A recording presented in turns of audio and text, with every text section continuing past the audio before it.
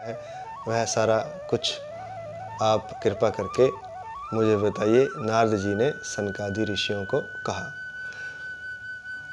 इसे सुख शास्त्र कहा जाता है क्योंकि सुखदेव जी मुनि ने इसे राजा परीक्षित को सुनाया था। सुख शास्त्र के बारे में भी ऐसी मान्यता है कि सुख का मतलब होता है, अर्थ जो होता है वह शाब्दिक अर्थ वह तोता होता है। जैसे कहा जाता है कि जब फल लगता है किसी वृक्ष पर तो जब तक उसको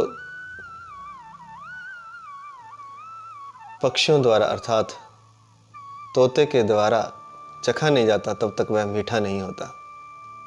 उसके चखने से ही, उसके खाने से ही उन फलों में स्वाद पैदा होता है, ऐसी मान्यता है। तो ऐसे ही कहा जाता है कि यह भागवत शास्त्र है जो कि सुखदेव जी द्वारा चखा हुआ है और चखने से और भी मीठा हो गया है। सुखदेव मुनि जी द्वारा यह चखा हुआ शास्त्र है, इसलिए सुख शास्त्र भी इसे कहते हैं। जैसे तोते द्वारा फल चखने से वह मीठा हो जाता है, इस तरह यह शास्त्र श्री सुखदेव मुनि जी के श्रीमुख से निकलने से और भी मीठा हो गया है, और भी सारगर्भित हो गया है, और भी रसयुक्त हो गया है। सनकादि ऋषि कहने लगे कि नारद जी, आप बड़े विनीत और विवेकी हैं। आपकी विनयशीलता और विवेक को देखते हुए हम आपको बताते हैं कि यह यज्ञ कहाँ करना चाहिए। यह यज्ञ आप आनंद वन में कीजिए, जो कि हरिद्वार के पास है। वहाँ पर अनेक प्रकार के वृक्ष और लताएं हुई हैं, जिनके कारण यह वन बड़ा ही सघन है। और वहाँ कोमल नवीन बालू बिछी हुई है, अर्थात रेत बिछी हुई है, तो बैठने में भी असुविधा नहीं होगी। तथा यह वन जो है, आनंद वन, इतना दिव्य है कि यहाँ अनेकों ऋषि तो रहते ही हैं, साथ ही सिद्धगण और देवता लोग भी इसका सेवन करते रहते हैं, इसका सेवन करते हैं। अर्थात देवता लोग भी और सिद्ध लोग भी यहाँ आते रहते हैं। साथ ही यह इतना दिव्य है कि यहाँ पर सिंह और हाथी भी परस्पर वैर भाव छोड़कर विचरते हैं, तथा यहाँ पर सुनहरे कमलों की सुगंध आया करती है। उस आनंद वन में आप जो है कथा कीजिए। सनकादि ऋषि कहते हैं कि नारद जी, आप उस आनंद नामक घाट पर बिना किसी प्रयत्न के ही कथा ज्ञान अमृत यज्ञ का शुभारंभ कर दीजिए। वहाँ पर आपको कथा में अपूर्व रस का एहसास होगा, तथा भक्ति भी अपने जर्जर पुत्रों को लेकर, ज्ञान और वैराग्य को लेकर वहाँ आ जाएगी, तथा वे तीनों तरुण हो जाएंगे, युवा हो जाएंगे। क्योंकि जो भक्ति है वह भी वृंदावन में ही आकर युवा हुई है, वैसे वह भी बूढ़ी हो चुकी है या जर्जर हो चुकी है। तो वो कहते हैं कि तीनों युवा हो जाएंगे, तरुण हो जाएंगे। जैसे ही आप कथा शुरू करेंगे तो वे भी इस कथा में आ जाएंगी, भक्ति अपने पुत्रों को लेकर के, और वह भी युवा हो जाएगी।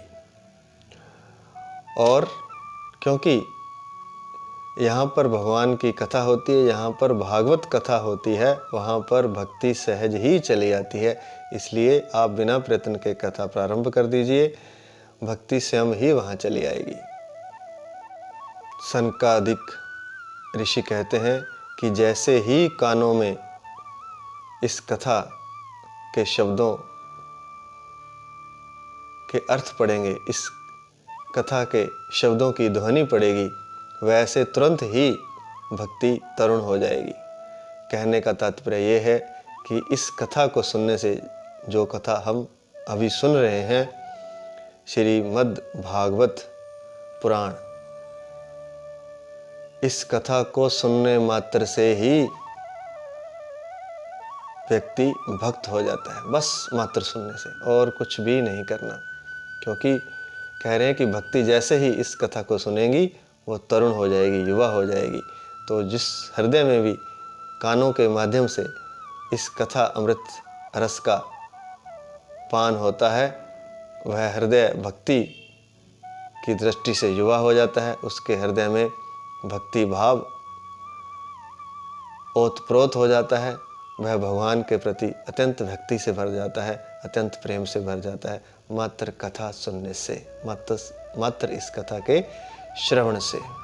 इतना कहकर सनकादि ऋषि भी नारद जी के साथ हरिद्वार में गंगा के तट पर आनंद नामक घाट पर आ गए। जैसे ही नारद जी और सनकादि ऋषि गंगा के आनंद नामक घाट पर हरिद्वार में पहुँचे, वैसे ही तीनों लोकों में कथा का हल्ला हो गया, अर्थात कथा की महिमा, कथा का शोरगुल हो गया। कहाँ कहाँ हुआ? देवलोक में, ब्रह्मलोक में और भूलोक पर, अर्थात पृथ्वी पर। और सभी ऋषि मुनि सिद्धगण देवता लोग, जो भी विष्णु भक्त थे, सभी भाग भाग कर उस स्थान पर आने लगे। सबसे आगे आकर बढ़ चढ़कर हिस्सा लेने लगे। विष्णु भक्त इस कथा अमृत रस का पान करने के लिए दौड़ दौड़ कर आगे आए।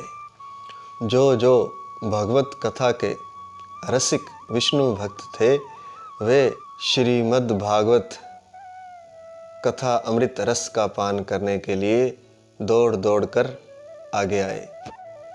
सभी ऋषि वहाँ आ पहुँचे।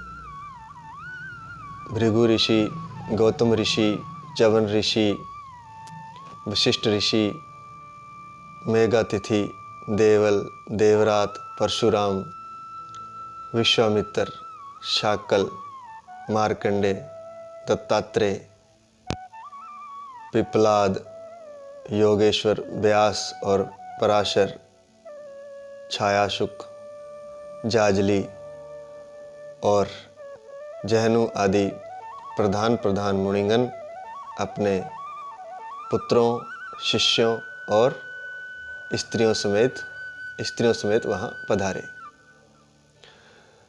पूर्व काल में अधिकतर जो सन्यासी होते थे, ऋषि होते थे, वे विवाहित होते थे। ब्रह्मचर्य का भी चलन था, लेकिन कम था। ज़्यादातर विवाहित लोग अपनी आयु के उत्तरार्ध में, या कहें आयु के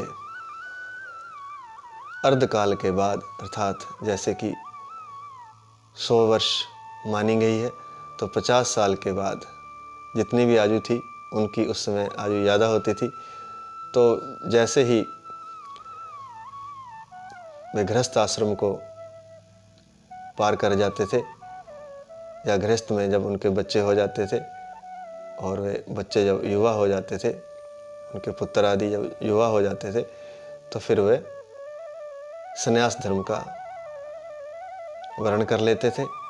तो इसलिए लिखा है कि अपने पुत्रों समेत, स्त्रियों समेत और शिष्यों समेत कथा अमृत रस का पान करने के लिए सारे मुख्य ऋषिगण पधारे।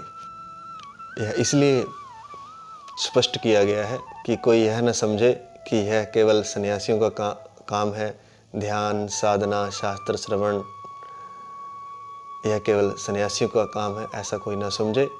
यह गृहस्थ भी कर सकता है, लेकिन उसके लिए हमें अपने समय का सदुपयोग करना पड़ता है।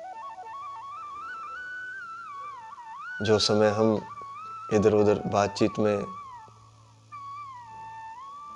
टीवी, दूरदर्शन में, और आजकल तो और भी समय खाने के लिए सबसे बढ़िया यंत्र बना दिया गया है, मोबाइल। लोग कहते हैं कि मोबाइल समय काटने के लिए अच्छा साधन है।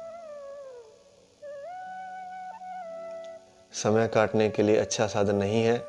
यह व्यक्ति के समय को काट देता है, अर्थात व्यक्ति के समय को खा जाता है, उसका यह जीवन एक तरह से नष्ट ही कर देता है। सालों साल यह मोबाइल खा जाता है, घंटों घंटों दिन भर के यह मोबाइल खा जाता है। तो साधना कोई बहुत ज़्यादा मुश्किल भी नहीं, अपने समय का उपयोग हमें करना होगा सही तरीके से, तभी हम समय निकाल पाएंगे और साधना को दे पाएंगे। मन में एक तड़फ, एक ललक, एक प्यास, एक विचार होना चाहिए कि मुझे साधना करनी है, मुझे परमात्मा को पाना है, मुझे शास्त्रों का अध्ययन करना है। जब तक कोई विचार नहीं, इस तरह का सत विचार नहीं उठता, तब तक हम उस तरफ गति नहीं कर सकते।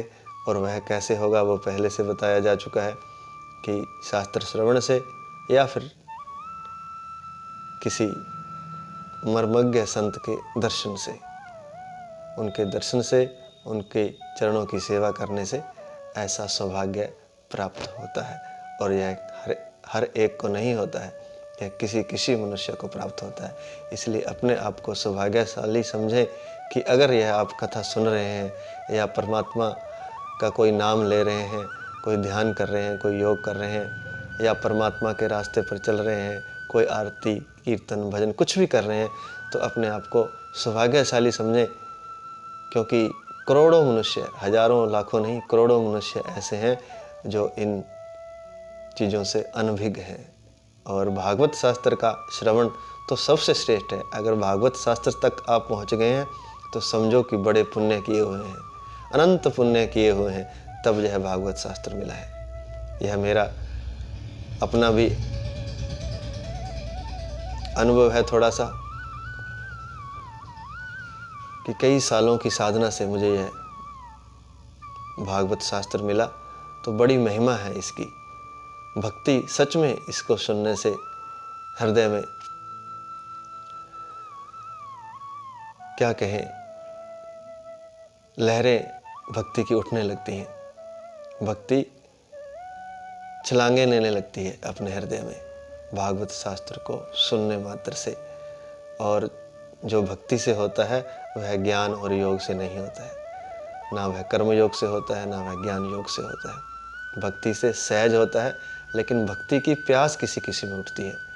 तो इस भागवत शास्त्र तक अगर आप पहुंच गए हैं तो निश्चित मानिए कि आप में भक्ति की प्यास है और आप में भक्ति का उदय इसको सुनते सुनते, इसके श्रवण मात्र से ही हो जाएगा।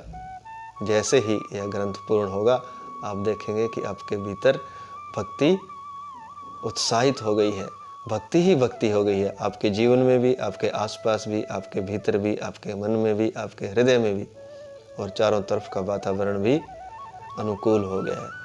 यह सब प्रभु की कृपा से सहज ही हो जाता है।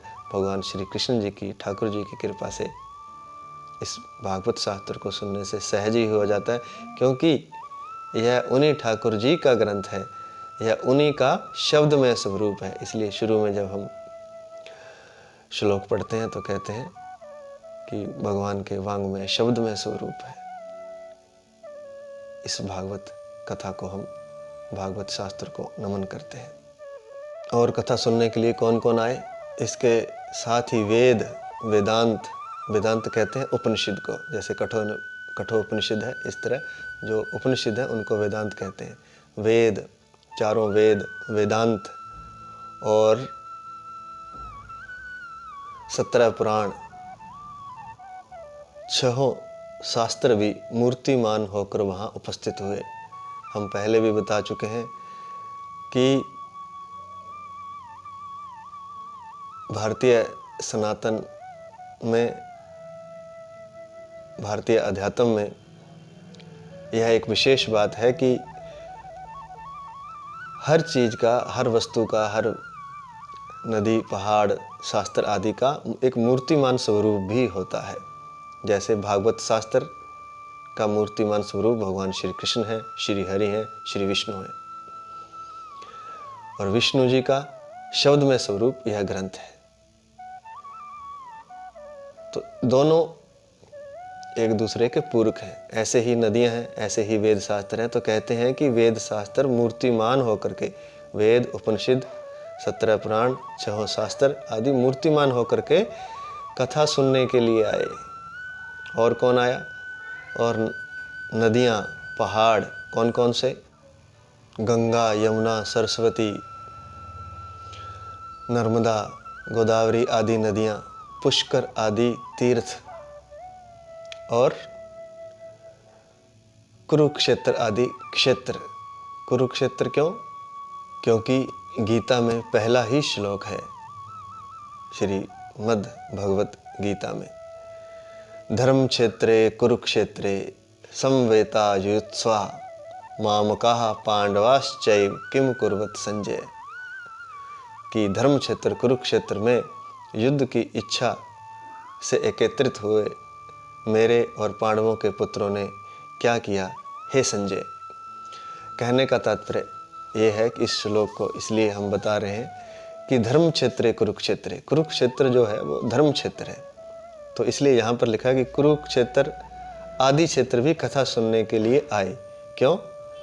क्योंकि इस तरह के जो भी धर्म के क्षेत्र हैं, यहाँ धर्म की कोई बात हुई है या धर्म के कारण कोई किसी जगह की ज़मीन की महिमा है, उस भूमि की जो महिमा है किसी धर्म के कारण, तो उसको धर्म क्षेत्र कहा गया है।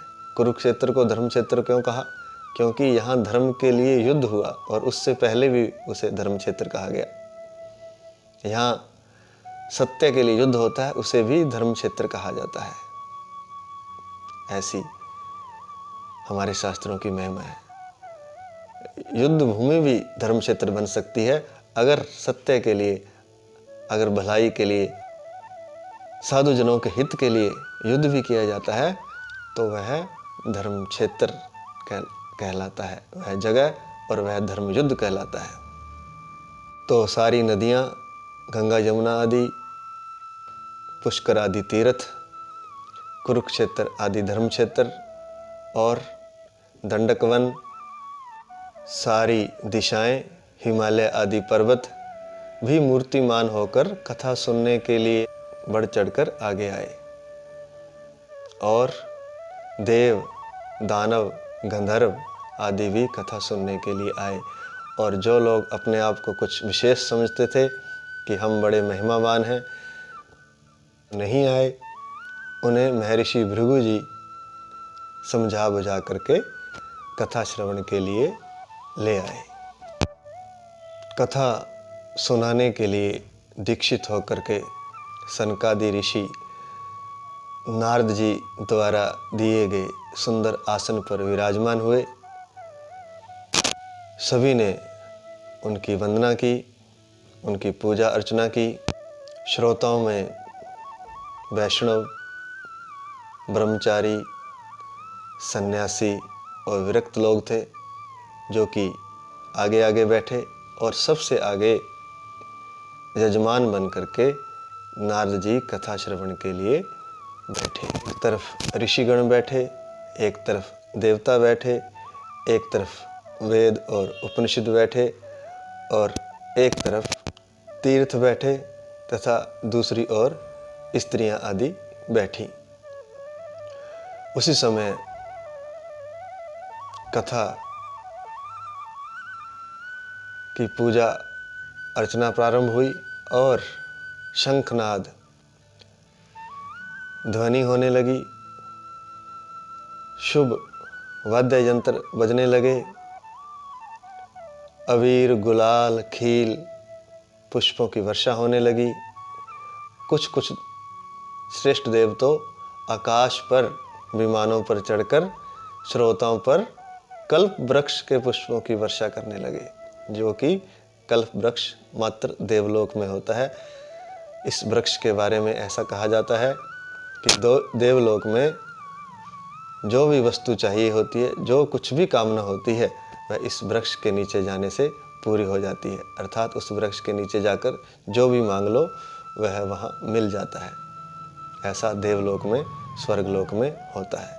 लेकिन पृथ्वीलोक में कोई भी चीज़ पानी हो तो मेहनत करनी पड़ती है। तो यह अंतर है। लेकिन यह भी सच है कि पृथ्वी पर जो भक्ति आदि भक्ति का फल तो और भी ऊंचा है, वैकुंठ आदि की प्राप्ति होती है, भगवान श्री कृष्ण का धाम उसे प्राप्त होता है। लेकिन अगर पुण्य किए हों बहुत सारे तो उसे स्वर्ग लोक मिलता है, और फिर वहाँ उसे अलग से मेहनत नहीं करनी पड़ती। उस कल्प वृक्ष के नीचे जाने से, एक वहाँ कामधेनु है, एक वहाँ कल्प वृक्ष है, उनके पास जाने से सारी इच्छाओं की पूर्ति हो जाती है। अलग अलग लोक हैं, उनका अलग अलग महत्व है, अलग अलग वहाँ की क्रियाविधि है। जैसे कि पृथ्वी लोक पर मेहनत से सब कुछ मिलता है, बड़े वर्षों तक मेहनत करनी पड़ती है, उसके बाद कुछ मिलता है। लेकिन स्वर्ग लोक में ऐसा नहीं है, ऐसा शास्त्रों में लिखा हुआ है और कई कई लोगों के अनुभव में भी आता है। ऐसे लोग भी हैं, आज भी हैं। अचानक से वे स्वर्ग लोक या नरक लोक पहुंच जाते हैं तो वहाँ का उनको दृश्य दिखाई देता है, तो कुछ लोग वापस आ जाते हैं। जैसे मृत्यु के क्षण में या अचानक कई बार ऐसा होता है, तो उनको ऐसी चीज़ों का भान होता है। इसलिए इसका ये ना समझे कोई कि यह सब झूठ है या कपोल कल्पित है, ऐसा नहीं है। यह सत्य बातें हैं और जो शास्त्रों में लिखी हैं वे 100% सत्य हैं। हम भी पहले इन बातों को नहीं मानते थे, बड़े तर्कशील थे, आचार्य रजनीश के शिष्य रहे, लेकिन आज इन बातों पर पूर्ण विश्वास है, क्योंकि कुछ कुछ बातें अनुभव में आ चुकी हैं।